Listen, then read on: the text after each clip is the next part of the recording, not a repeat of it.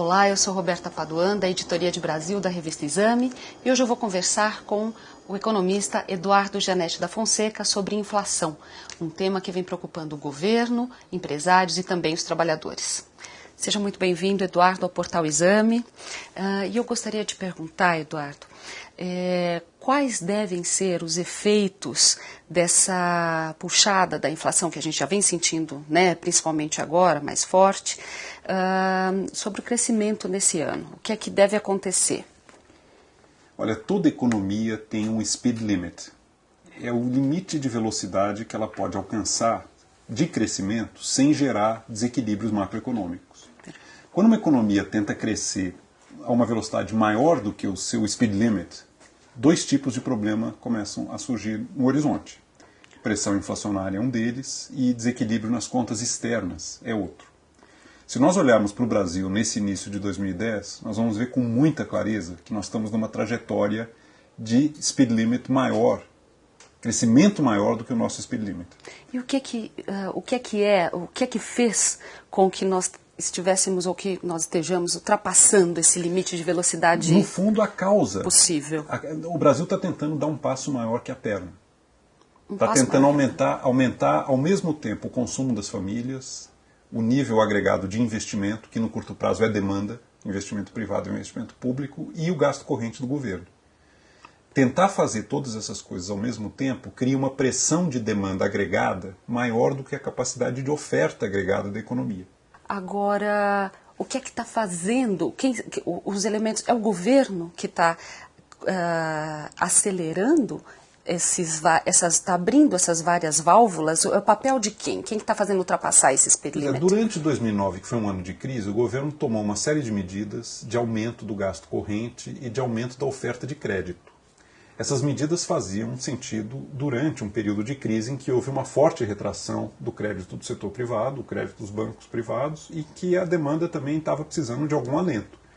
Acontece que passou o contexto da crise, o Brasil retomou uma trajetória de crescimento e o governo, na área da fazenda, continua pesadamente expandindo a política fiscal, adotando medidas de gasto e de oferta muito abundante de crédito, tanto para consumo via os bancos estatais, Banco do Brasil e Caixa Econômica Federal, quanto para investimentos privados por meio do BNDES. Então isso acaba sendo uma contradição dentro do próprio governo, que vai ter de tratar e controlar a inflação agora. O governo hoje está enfrentando uma situação de descoordenação na área econômica. Explica melhor essa descoordenação. O Banco Central vai ter que agir para conter o crescimento da demanda agregada, aumentando o juro primário. Ele, de certa maneira, vai pisar no freio, no mesmo momento em que a área da fazenda, responsável pela política fiscal, está pisando agressivamente no acelerador. Perfeito. E pisando no acelerador, recentemente você fez críticas às transferências de recursos do Tesouro Nacional para o BNDES. Esse é um dos principais, uma das válvulas que estão ajudando a acelerar a inflação? Essa é uma questão muito preocupante em relação ao futuro da macroeconomia brasileira. O governo, no final de 2008 e ao longo de 2009, começou a utilizar um mecanismo chamado parafiscal. É uma maneira de você expandir o gasto público sem que isso transpareça nas contas do governo, no orçamento e na dívida líquida do setor público. O mecanismo embutido nessa operação é fundamentalmente o seguinte: o Tesouro Nacional emite dívida, pega os recursos obtidos com essa dívida, empresta para o BNDES, que por sua vez empresta esses recursos para grandes grupos empresariais.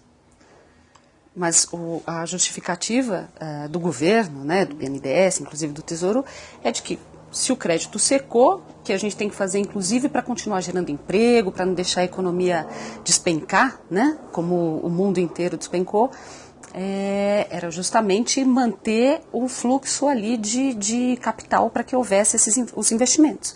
Primeiro, o contexto mudou muito. Uma coisa era o contexto da crise, o período em que o Brasil realmente tinha que tomar medidas anticíclicas. Perfeito. Outra coisa é agora. E o que precisa ficar muito claro é que essa operação está ocorrendo numa escala muito expressiva. Ao longo de final de 2008 e 2009 foram pelo menos 134 bilhões de reais. Isso aumenta muito a dívida bruta do governo, né? E o ponto fundamental é que há um subsídio muito grande embutido nessa operação. Porque o Tesouro paga pela dívida que emite pelo menos a Selic, e é uma dívida de perfil mais curto, e o BNDES empresta com um perfil de dívida muito longa, cobrando a TJLP. Nós estamos falando de um número aí entre 8 e 10 bilhões de reais ao ano durante os próximos 20 anos. Perfeito. E isso é mais do que o Bolsa Família. E é muito grave a maneira como vem sendo feito, porque se trata de um subsídio muito concentrado em poucos grupos empresariais, frigoríficos, siderúrgicas, telecomunicações, sem muito critério publicamente discutido de como é que é feito, e principalmente numa democracia não deveria haver subsídio que não passou pelo processo político. Então, você está dizendo que falta transparência nesse tipo de transferência, por exemplo, do Tesouro para o BNDES, mesmo com essas justificativas do governo de que seriam uma maneira de socorrer, né, a atividade econômica. Nós conhecemos esse filme, já vimos política parafiscal no Brasil no passado e os resultados foram tenebrosos.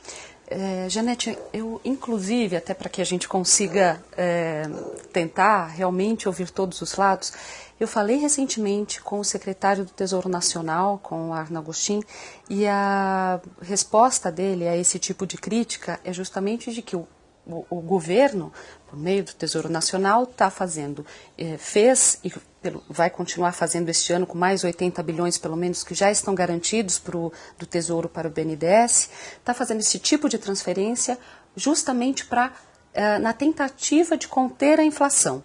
Por quê? Porque esses recursos seriam repassados para o BNDES, que repassaria para empresas que aumentariam a produção e sem fazer muita pressão nos preços, né?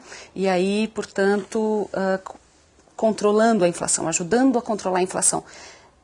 Como é que você entende essa resposta, essa justificativa? Esse argumento não se sustenta. Não sustenta? Primeiro porque no curto prazo o aumento do investimento é aumento de demanda agregada. É contratação de mão de obra, é compra de máquinas e equipamentos, é compra de insumos. Há um tempo até que esses investimentos entrem realmente em operação e expandam a capacidade de produção do país. O que nós estamos falando é uma pressão muito forte no curto prazo sobre a demanda agregada. E isso já está ocorrendo, os indícios são claríssimos. A economia brasileira está em trajetória de superaquecimento. O segundo ponto é que não há qualquer evidência de que essas transferências do BNDES para grupos escolhidos a dedo, os parceiros do rei, aumentem o nível de investimento agregado no Brasil. Estes grandes grupos têm acesso a outros mecanismos de financiamento dos seus investimentos, lucros retidos, capital externo, mercado de capitais, e eles estão se beneficiando de um enorme subsídio que não foi votado e não passou pelo processo da democracia. Tudo isso é muito grave e tem um aspecto político também. Assim como o Bolsa Família tem uma dimensão eleitoral evidente, além de outros aspectos, desta maneira, usando o BNDES para uma espécie de Bolsa BNDES para grupos escolhidos a dedo, eles estão neutralizando grupos privados que seriam potencialmente da oposição. É uma prática getulista de controlar o povo e controlar as elites usando o governo para tal fim. Então, não é um Bolsa Família, é um Bolsa Empresário, é isso? Um Bolsa BNDES. Um Bolsa BNDES. E nós estamos falando de bilhões de reais. É muito difícil ter um número, nem o próprio governo consegue dizer qual é o tamanho do subsídio que está sendo concentrado nesses grupos que estão recebendo esse recurso. Porque é um cálculo muito complexo e ele próprio não tem clareza em relação ao tamanho disso. Mas é um tamanho muito, muito importante. Perfeito. Então, na sua avaliação, tem duas ações sendo tomadas contraditórias dentro do governo. Uma, Banco Central, tentando controlar a inflação, e outra, Fazenda, botando lenha na fogueira. Quer dizer, o papel do Banco Central é tirar o barril de chope quando a festa começa a ficar animada. Foi isso que o Banco Central fez ao longo dos 2 mandatos do Lula. Toda vez que a trajetória de crescimento do Brasil ameaçou ultrapassar o nosso speed limit, o Banco Central iniciou corretamente um ciclo de aperto monetário.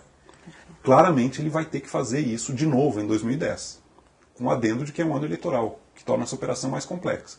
Só que ele vai ter que fazer isso em circunstâncias muito piores, porque há uma total falta de sintonia dentro do governo. Enquanto o Ministério da Fazenda pisa no acelerador, o Banco Central vai ter que pisar no freio. E à medida que a pisada no acelerador é muito forte, a pisada no freio também vai ter que ser muito forte. Perfeito. Muito obrigada, Janete. E obrigada a você também, leitor e internauta, que nos assistiu e continue acompanhando o Portal Exame.